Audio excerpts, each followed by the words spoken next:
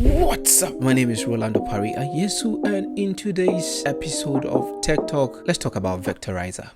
Very useful. You see, sometimes you have images that are in JPEG, bitmaps, PNGs, and all of that. The downside of these type of images is that whenever you zoom or you stretch it, it pixelates. Then you see all these box in the image. And the only workaround to that is to convert these type of images into vector graphics like SVG or EPS or DXF, right? And it is very simple. You just click on upload, choose the picture that you want to use. In my case, I want to convert this to vector and and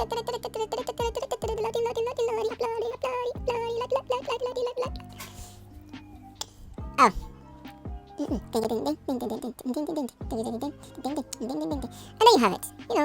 Normally I would do something like this in Illustrator, but if there is a website that does it easy for me with just one upload, why not? And when I'm done, I just download it as SVG or any other scalable vector type of image. That is it. So Vectorizer is for me. You can check it out at vectorizer.io.